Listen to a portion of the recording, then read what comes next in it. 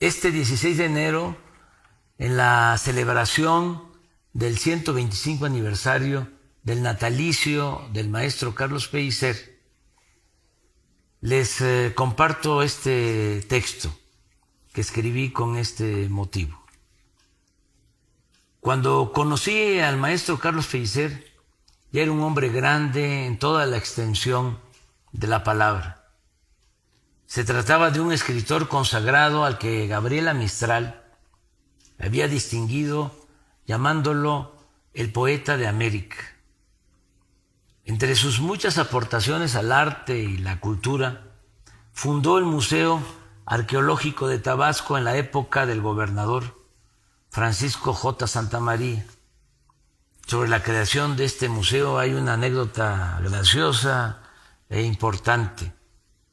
El 28 de abril de 1952, el maestro Pellicer le escribe al gobernador Santamaría en un tono de sutil reproche, diciéndole que como no hay dinero para terminar los 4 salones faltantes y concluir el museo a finales de junio, ha decidido regresar a la Ciudad de México, textualmente le dice, en el entendido de que tan pronto como ustedes se recuperen económicamente, yo volveré con la alegría que he demostrado a ponerme al frente de la organización de nuestro hermoso museo. Más tarde, el 20 de agosto de 1952, el gobernador, también maestro en letras, e igualmente simpático, le contesta: querido Bate, tengo el gusto de calmar tus inquietudes espirituales por medio de una receta de 5,049 pesos 11 centavos, que en una pastilla, vulgo, cheque, medicina o específico original del doctor Santamaría, te envío para ser despachada por la farmacia del Banco Nacional de México. Espero tu recuperación y pronto retorno y abrázate afectuosamente para que cesen tus lágrimas y adviertas que no nos rajamos. Poco después, el maestro Pellicer consiguió trasladar las esculturas monumentales de la cultura madre, de la cultura olmeca, de la Venta, Huimanguillo, Tabasco, para inaugurar el 4 de marzo de 1958 en un terreno de 8 hectáreas a la orilla de la Laguna de las Ilusiones de Villahermosa, uno de los más espléndidos y originales museos del mundo. Casi al mismo tiempo, creaba el Museo de Palenque, trabajo por el cual el arqueólogo Alberto Ruz le envió con una carta adjunta el pago de sus simbólicos honorarios, 1,473 pesos. Asimismo, el maestro Pellicer participó en la fundación de otros museos como el de Tepoztlán, Morelos, y el de su amiga Frida Kahlo, inaugurado en julio de 1958, así como el Museo Regional de la Universidad de Sonora en 1957. En esa ocasión, hallándose en Hermosillo, escribió el poema sobre la huelga de Cananea, ese que dice: Cananea, Cananea, de tus tiros partieron los primeros alientos de una aurora que no ha dado la luz que necesito para decir de pueblo en pueblo que ya no hay tuberculosis producida por hambre, ni banquetes de bodas de 110,000 pesos. Aun cuando el maestro Pellicer defendió el arte en libertad, no por consigna, siempre vinculó su labor intelectual y su obra creativa con la actividad política. En su juventud fue activista en la campaña presidencial de su maestro José Vasconcelos, cuando el maximato callista. Participó en las brigadas internacionales que fueron a España a defender la República de la sublevación franquista. El maestro Pellicer se desempeñó por muchos años como presidente del Comité en Defensa y Solidaridad con el pueblo de Nicaragua durante la dictadura de Somoza, y se manifestó y repartió volantes a la llegada a la Ciudad de México del presidente John F. Kennedy en protesta por la invasión de Bahía de Cochinos en Cuba. En fin, cuando conocí al maestro Pellicer, yo estudiaba la preparatoria en Villahermosa y él era un hombre talentoso y de probadas convicciones humanistas y libertarias. Lo vi por primera vez en el antiguo Museo de Tabasco, ubicado en la Plaza de Armas de Villahermosa.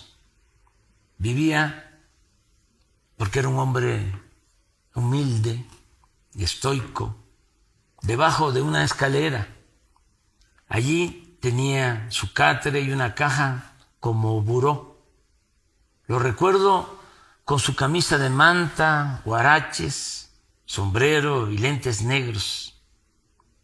El trato más cercano y constante lo tuvimos cuando me trasladé a la Ciudad de México para estudiar ciencias políticas en la UNAM.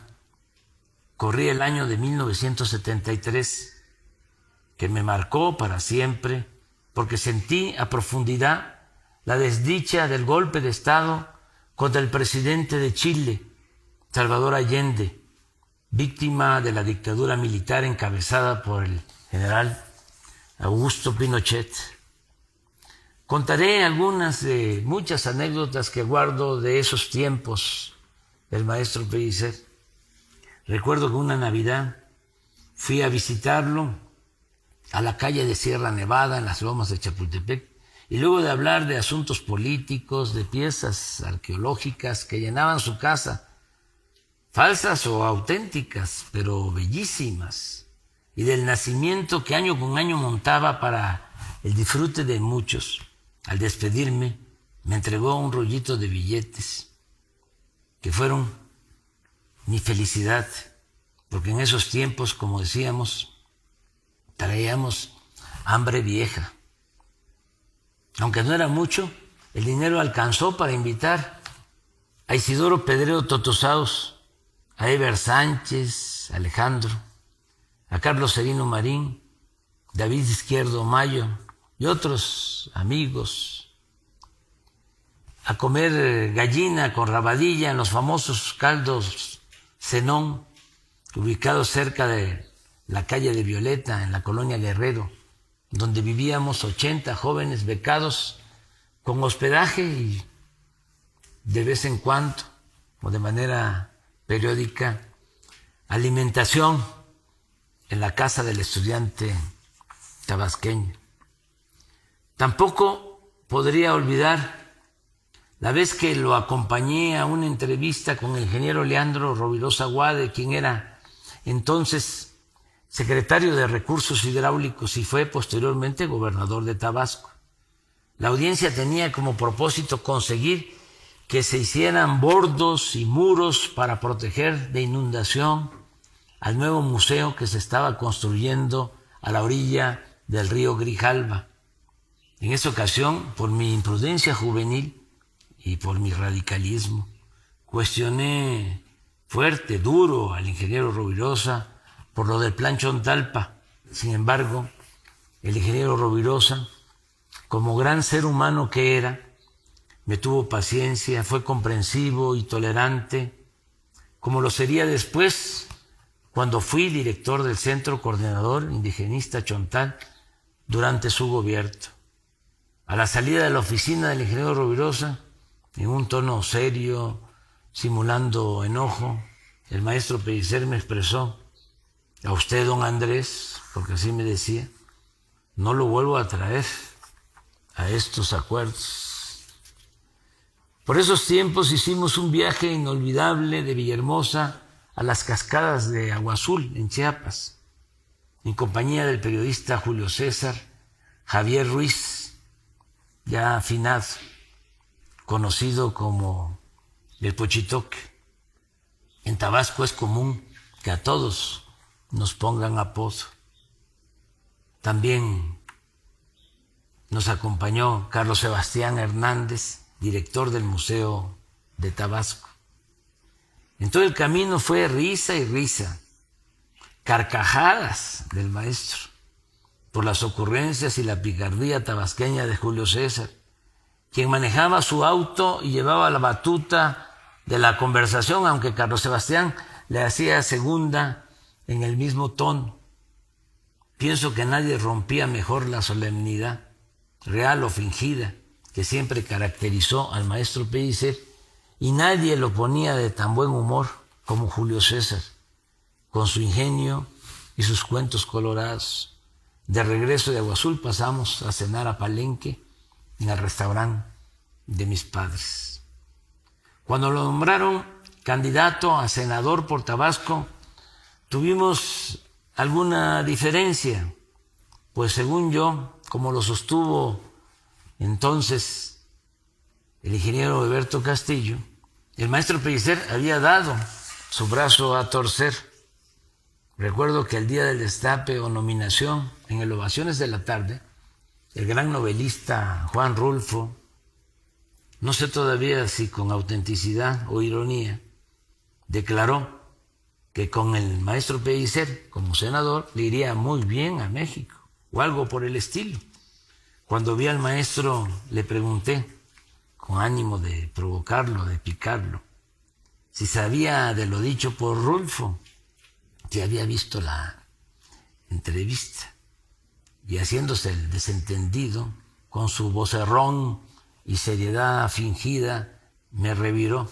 ¿Y quién es ese? Finalmente estuve con él en 1976 en la campaña por los pueblos de Tabasco. Su sincero deseo de servir a los más pobres era evidente, real. Repetía y repetía, voy a ser senador de los Chontales.